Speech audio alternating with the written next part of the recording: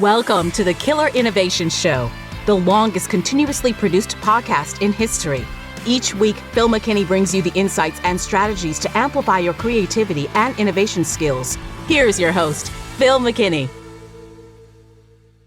Hello, and welcome to this week's show.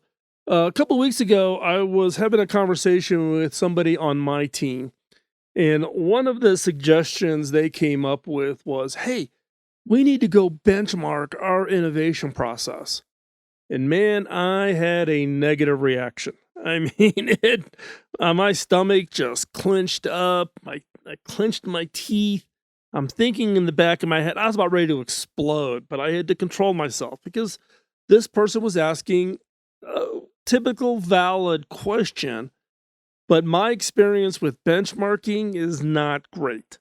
I've done benchmarking just as part of my role in senior leadership. I mean, in my career past, I was CTO at HP. Prior to that, I was a chief information officer at a telecommunications company. Back earlier in my career, I was in a big six consulting firm. So I've had a lot of experience around it, and benchmarking is pretty common. A lot of people do it. But boy, I've seen benchmarking done wrong more times than done right. And in particular, there's a big push in the consulting industries around innovation benchmarking, with some perception that by learning and adopting how other people do it, that you'll become good at it, when in reality, what you do is you become average at it. Innovation doesn't become a differentiator, doesn't allow you to take a leadership role in your industry. Benchmarking and adopting best practices used by others makes you average. And so I thought about this, been noodling on this for a while, and decided to do today's show. So today's show is around how to escape the innovation benchmark trap. Now, you may have already done benchmarking. Your CEO may be asking you to benchmark. Your board may be asking you to benchmark. If you're a publicly traded entity, Wall Street may be asking for you to benchmark. And you're looking at it going, how in the heck do you benchmark innovation? We're going to talk about that today, but more importantly, we're going to talk about how to be very, very careful how you set up, how you think about it, how you strategize around it, and what do you do with the information from an innovation benchmark, and how to avoid getting caught in the trap of making bad decisions because of some benchmark that was done. So, before we jump into this week's show, got a favor to ask. Can you follow, like, and share?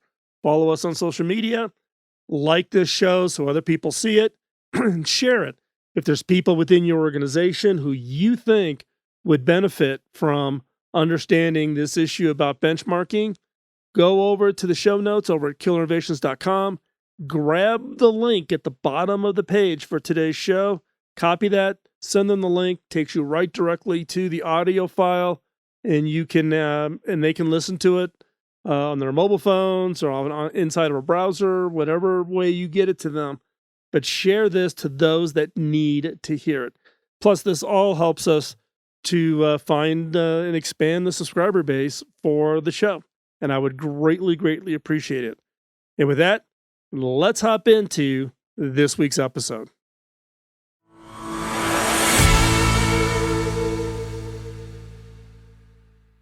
Benchmarking is the comparing of your organization to others in order to measure your performance and to possibly identify areas for improvement. It has been common practice since the early 1900s, when Frederick Taylor, an American mechanical engineer, is credited with coining the term benchmarking in his book, The Principles of Scientific Management. Now, when benchmark is done correctly, it can help you learn from your peers, and it helps you identify areas for improvement. The process enables continuous learning and improvement because you've identified peers, those that are doing things that are having impact and change, and you keep an eye on them. Now, the key here is we're talking about innovation success. So these learnings and improvements can nurture the innovation success of your organization. Now, benchmarking helps you understand how you compare to others in your industry. It makes it easier to identify best practices. For example, benchmarking enables you to identify the companies that use the best technology or the fastest production time or the lowest cost. Whatever the measurement of success you define in your benchmarking activities. A benchmarking study can also help an organization's managers decide when planning strategic initiatives. Like product development. Should we go into a new product development cycle? How fast do our competitors come out with new products? If they do a new product every 2 years and we're every 4 years, maybe we should improve our process to get to a faster cycle, just as one example. Another could be in marketing, could be in sales, could be in a wide range of areas. And it may also provide some insights into where to allocate your corporate resources. A common part of the data that gets collected in benchmarking is headcount. And there's all kinds of weird metrics that come out of this as, dollars per revenue and other types of things. Now, while this is all good, there are also some challenges, and we're going to talk about that here in a second. But benchmarking in general could prove useful in business units where benchmarking data reveals which competitors are performing better than others. How do you compare? If you compare competitor A to competitor B, what's the difference? Who's better? But before benchmarking, you must first do research so you know who to benchmark against. Who is the peer? Now remember, you want to benchmark peers that are similar to you. You don't want something that's just like so crazy where you're comparing a software company to a steel manufacturer. Those don't work. You want something that is similar. What do I mean by similar? It could be same industry, similar size, selling and servicing a consistent geographic area. Could be a functional area. Is it R&D or is it sales? Be similar in the benchmarking. And also find somebody that's got a similar kind of business model to you. Now, the key here is you want to benchmark against similarities, not the differences. It could be tempting to say, we want to be more like Silicon Valley. So let's benchmark ourselves against the leading companies in Silicon Valley, Apple, Google, HP, whoever. And you're, a restaurant in Milwaukee. That comparison is going to be meaningless. Now, while benchmarking has been around for quite some time, and it has some strong benefits, there is bad that can come from benchmarking. And believe me, I've lived through all of these bads. The key here is that they can have negative consequences if they are done wrong. For example, if you benchmark against peers who are poorly chosen, like a restaurant in Milwaukee wanting to feel and act like a big company in Silicon Valley, not going to work. This can lead to bad decision making and can destroy organizations. I've seen it happen. I have lived through this. Therefore, it is important to handpick your benchmark peers in order to get accurate insights. Now, let me give you an example of a bad benchmark. So in the late 90s and early 2000s, MCI WorldCom, major telecom company here in the United States, was reporting results far better than any of its peers. It was shockingly good results. AT&T and others attempted to benchmark themselves to find out how MCI could have such standout performance. The result was the industry changing its strategies and its investment models to chase the MCI WorldCom results. There must be something they're doing. They are causing some form of breakout result. We need to act more like them. What's their investment model? How do they make decisions? What are the products that they're introducing? We need to model ourselves after them so that we can have those kinds of results, because Wall Street was all over the industries. saying, look, MCI is doing this. Why can't you get those same results? You are a poorer performance, and it starts to reflect in the share price. Now, while their competitors tried in vain to play catch up, MCI WorldCom continued to report surprising results. That is, until authorities revealed that MCI WorldCom was practicing fraudulent accounting practices. Yes, MCI WorldCom committed fraud. It overshowed the revenue streams. It misallocated expenses to make their results look good. Those results were not real. Those were false results. So what happened with all of this benchmarking activities? People chased it. People made decisions on a benchmark against somebody who, in their mind, looked like somebody that was just having outstanding performance, and they couldn't figure out how they did that, and they changed how they operated. Now, MCI WorldCom eventually went bankrupt. AT&T survived. AT&T survived unscathed. They had size, scale, all of the capabilities. However, others of the industry got trapped in the benchmark. They made bad decisions, such as a company that I was at, a company called Telligent. I was one of the original 5 founders of Telligent, and we got wrapped up in it. We were a competitive local exchange carrier, or what was called a CLEC at the time. And we looked at MCI's results and we're like, how are they able to deliver those kinds of results? We made decisions. We drove ourselves to try to drive a performance level the same as MCI WorldCom, and we made bad decisions. Telligent ended up in bankruptcy. We were a public company on the NASDAQ. Now, I was long gone from the organization before the bankruptcy happened, but Telligent ended up in bankruptcy.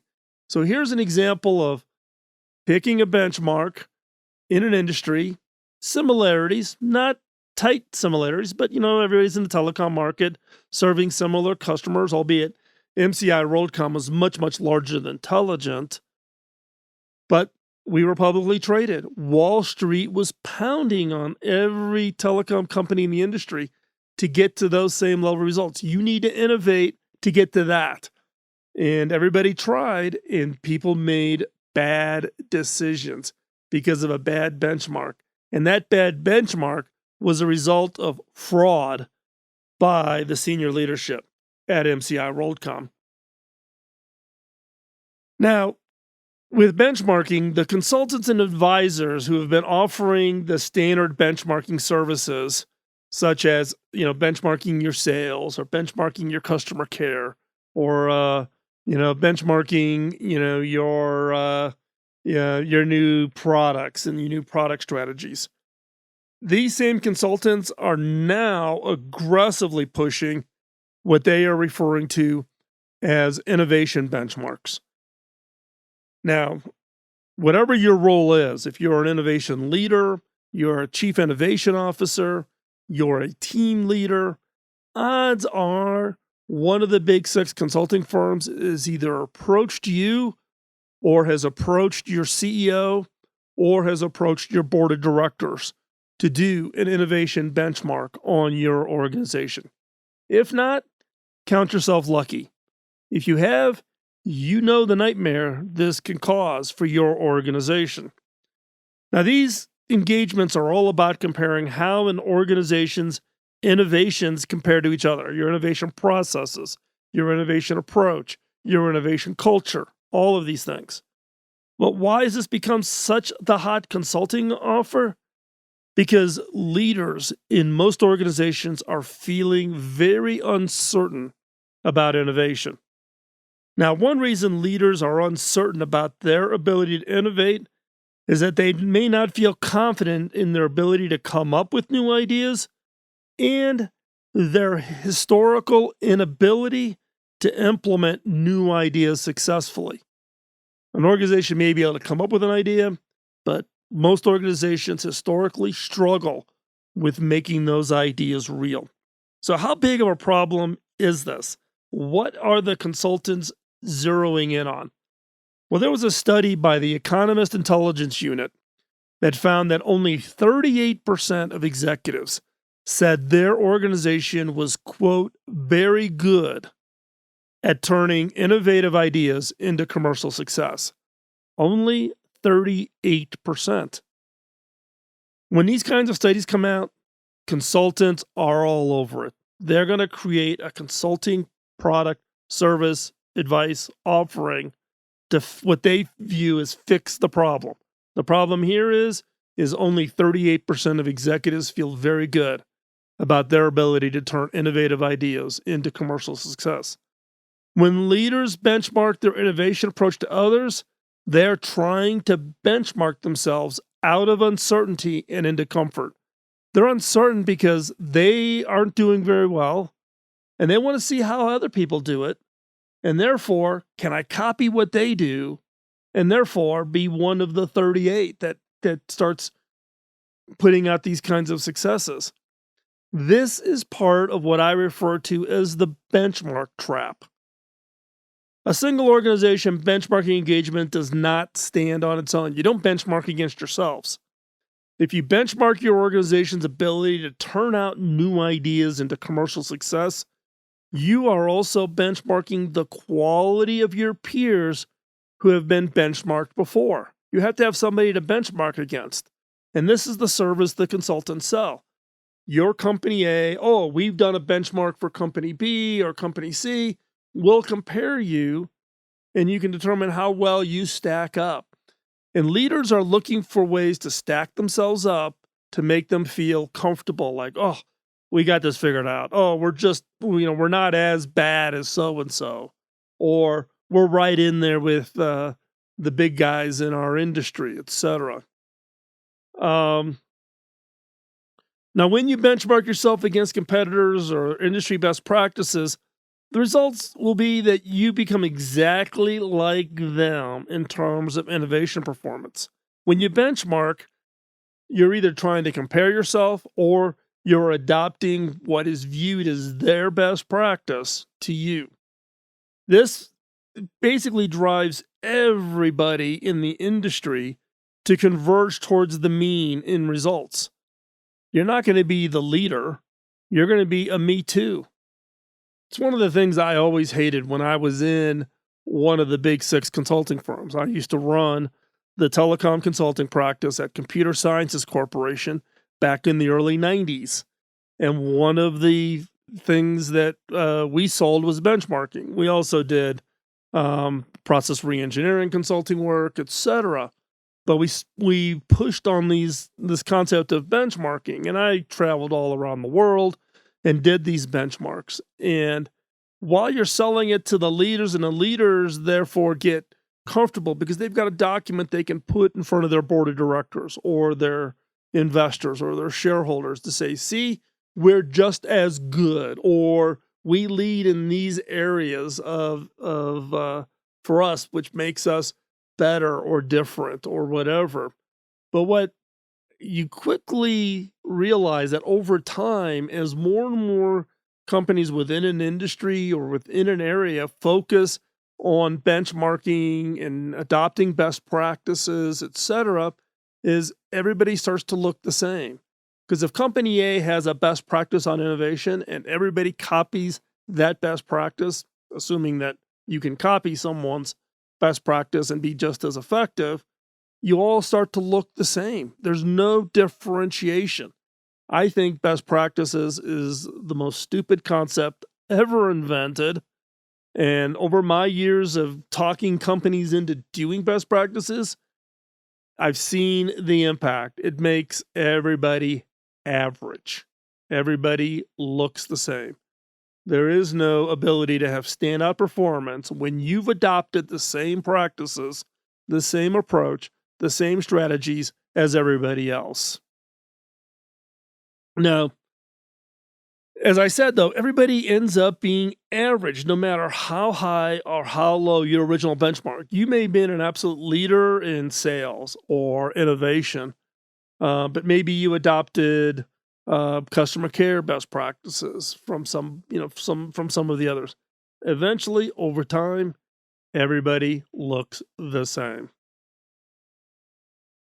Now, innovation benchmarking can be a powerful tool. It can bring benefits when done correctly, but it can also lead them astray if it's not handled correctly. Now, some of the consequences of innovation benchmarking include: number one, leaders run unnecessary risks trying to replicate the benchmark results exactly. We find areas where somebody else is better than us, so we're going to adopt it. They try to replicate. Now, why is this a problem? Because benchmarking typically involves leaders looking for insights and inspiration from benchmarking peers. And the benchmarking experience is often an oversimplified down to exactly what people did, how they did it, and when they did it, and who was involved. They don't. It's a black box. It's oversimplified. It's not enough detail to where you can actually duplicate. But we tend to focus on, well, they did this, and they had these 3 steps, and they had these 2 levels of decision making, and this, blah, blah, blah, this is how they did it. This is, one, you don't have all of the details because there's things inherently behind the scenes. And 2, you're thinking it's a formula.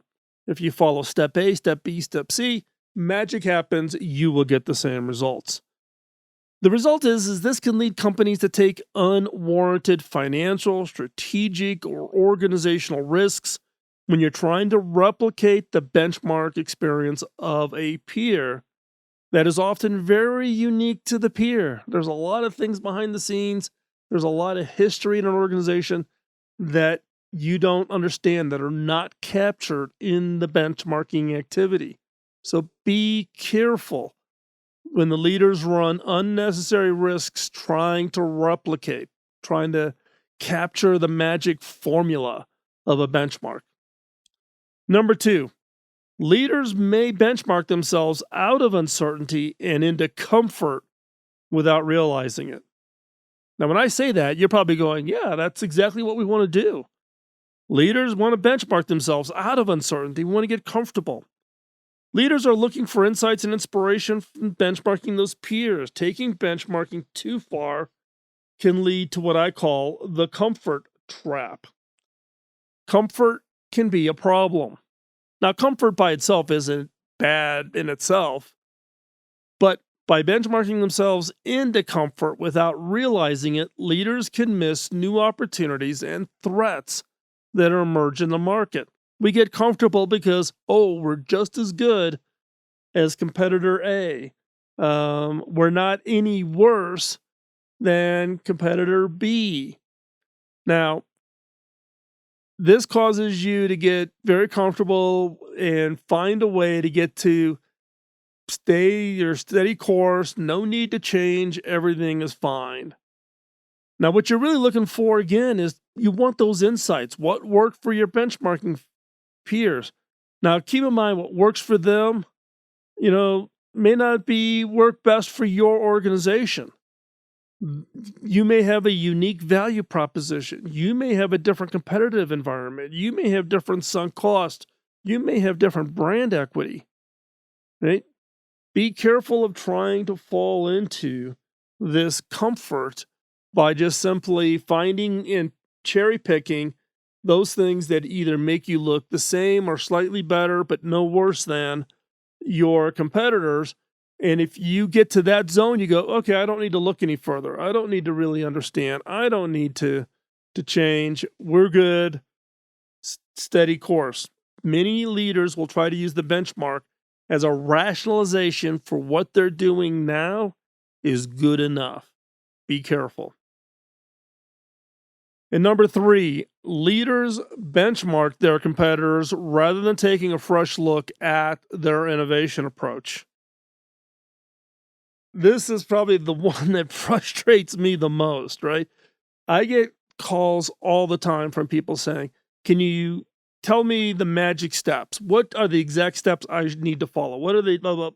And people who've read my book or who've taken the Innovation Bootcamp course or who've, has to get on the phone with me for an hour to understand, why it's not working for them.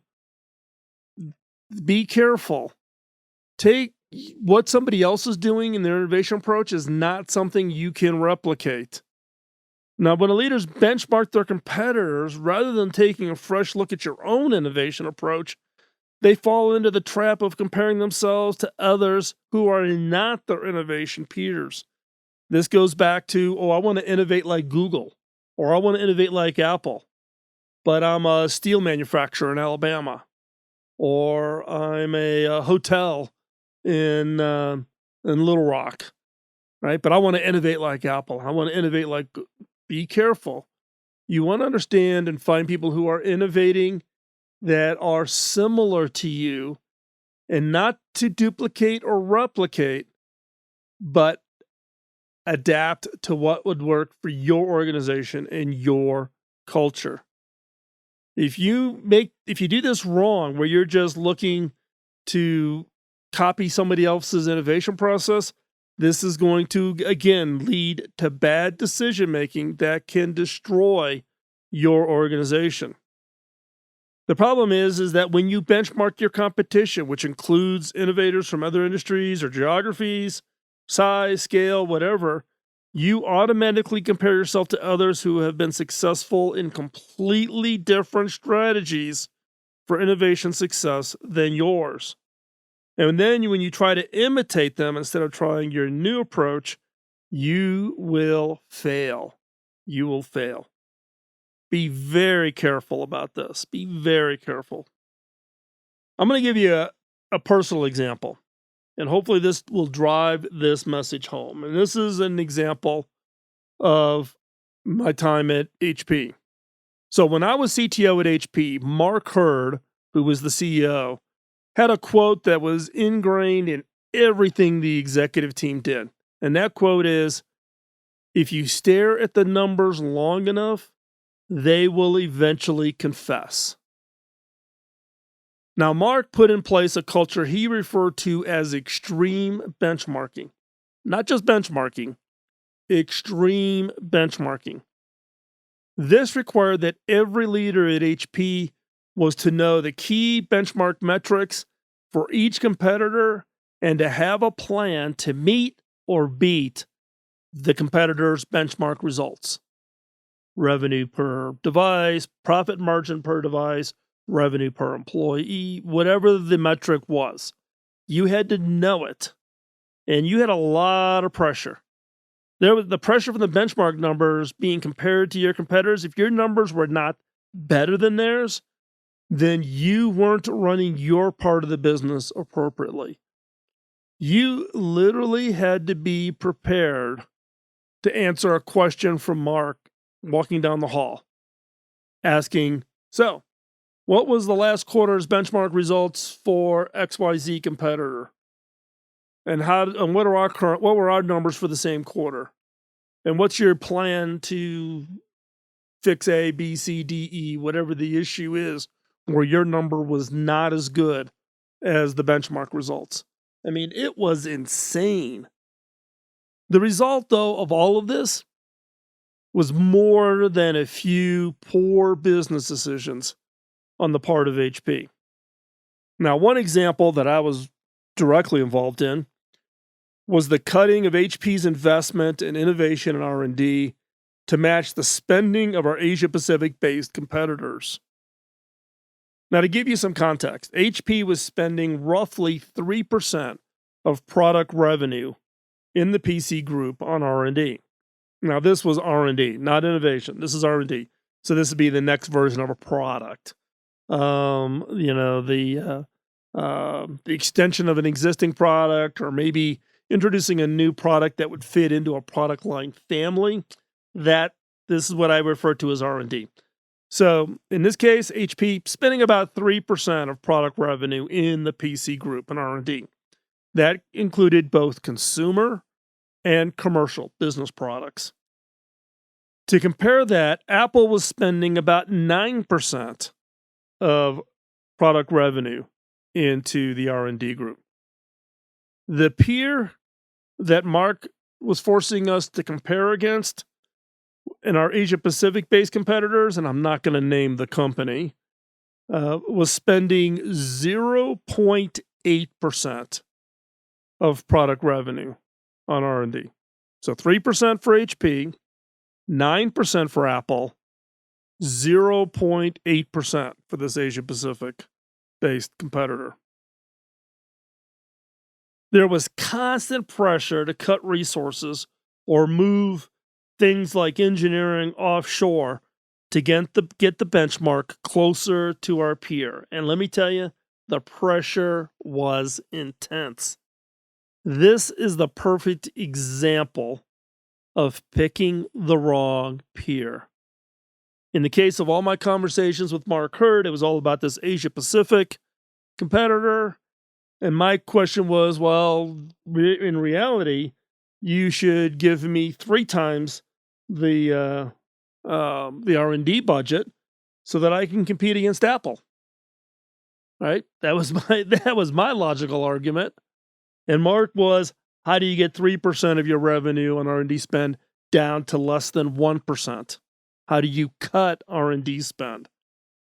Now, I pushed back hard on this approach, and specifically, when we got into the cutting of R&D spend, and look, the benchmarks affected sales and marketing and distribution and supply chain and reverse supply chain and all kinds of variety of metrics.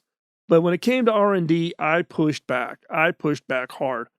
Now, my one regret was not pushing back even harder, or finding a way to convince Mark and others of the folly of this approach.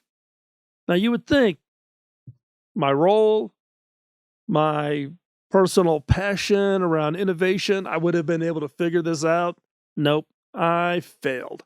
And it is one of my few regrets from my time as CTO at HP.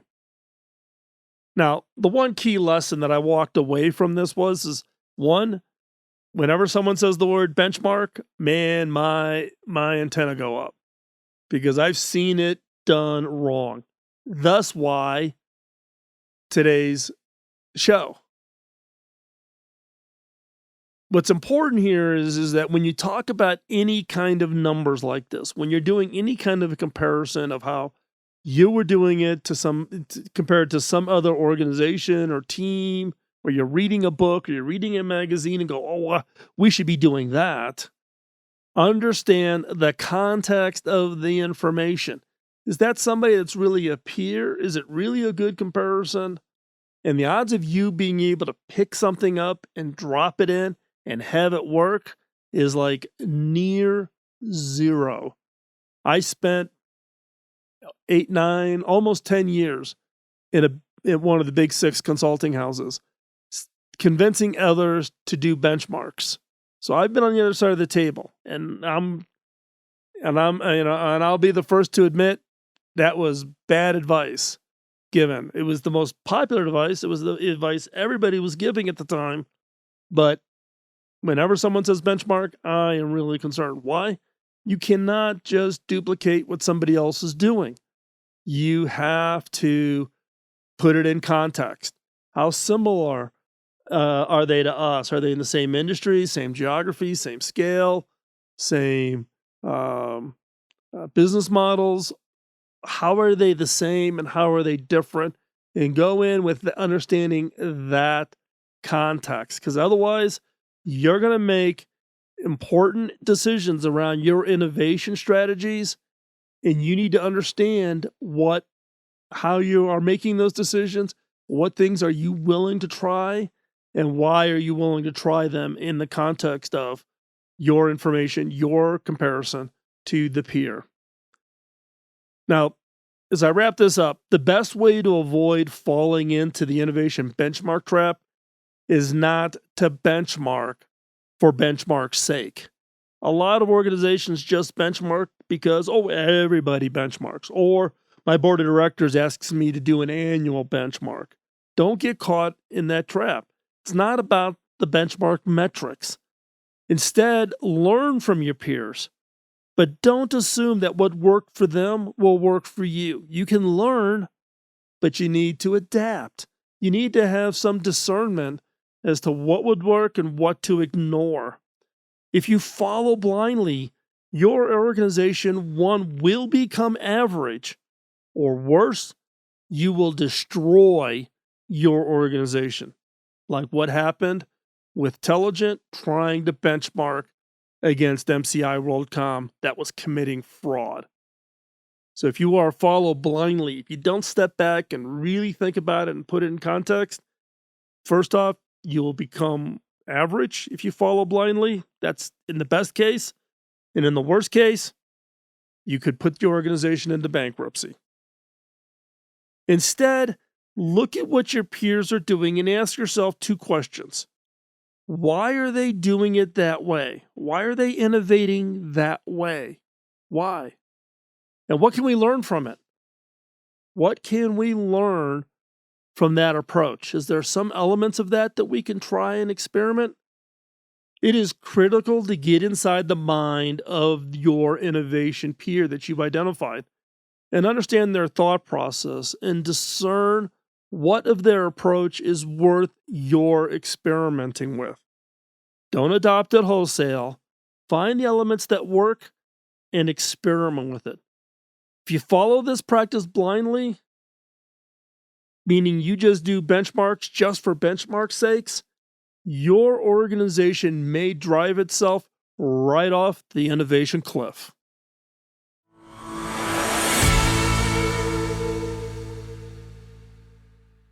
What has been your experience with benchmarks? If you've been in the innovation game for quite a while, you lead innovation within an organization, I'm going to assume that you've had some form of benchmark. It may not be a formal benchmark. Maybe your leadership has asked for you for some metrics, some statistics, and then you're off, Googling numbers to see, are we good, bad, different, the same as our competitors? Our percentage of R&D spend as a percentage of revenue, the number of ideas in our funnel, the success rate or the kill rate of our innovation ideas. Whatever those metrics are, that qualifies as what I would say kind of a loose definition of benchmarking, or you may have been impacted or you may have hired an outside consultant to come in and do an innovation benchmark. What has been your experience? I would love to hear it. Hop on over to killinnovations.com. You can drop comments down in the show notes, or you can just send them to me directly, phil@killerinnovations.com. Would love to hear your thoughts. I've had a lot of experience in benchmarking over my entire career, and I have my own strong opinions, but would love to hear what what your thoughts are and what your experience has been. With that, thank you for the time out of your busy schedule to join us on today's show. Greatly appreciate that. The one thing I ask is help us spread the word. Let other people know about the show. Post it to your social media. You can post using the share bar at the bottom of the show notes over at killinnovations.com for today's show, and hit whether you want to share it to Facebook or LinkedIn or wherever. Go ahead and just click the button and add your comments and share that. That would be great. Telling other people about the show, whatever means you feel comfortable with, and helping us get the word out as we grow our subscriber base. This show was created back in 2005 as my way to pay it forward. My mentor, Bob Davis, who brought me into really my first, what I would call first real job in the tech industry, put a lot of time into my career. I've talked about in the past. My book is dedicated to Bob. The success I have is directly attributed to the investment that Bob Davis made in my career. He's now retired and he's a bus driver in Phoenix, Arizona. But when I talked with Bob and asked him way back in the early 2000s, how can I pay you back for the success that I've had and the investment, time, and energy that you put into my career? And he laughed. He says, you can't pay me back. You have to pay it forward. And so this show, all the content we publish up on the website, whether it be at killinnovations.com or over at philmckinney.com or LinkedIn or or any of the other social media platforms. We do that in order to kind of share both the good, the bad, and the ugly. So you have an opportunity to hear what I've done and learn from that and apply that, and also know that when you step in it and something goes wrong, you're not the first one. I've probably done it, and I probably did it a lot worse than you'll ever do it. So hopefully you find all this information is useful in your path to innovation and to your career success. So drop me a note. Love to hear from you. If there's questions, show topics, things that you would like to hear me talk about, just drop me a note. Phil@killerinnovations.com. And with that, have a great week. Work on that idea, launch that innovation, and change the world. Bye-bye. Podcasting nonstop since 2005, this has been the Killer Innovation Show on the Innovators Network.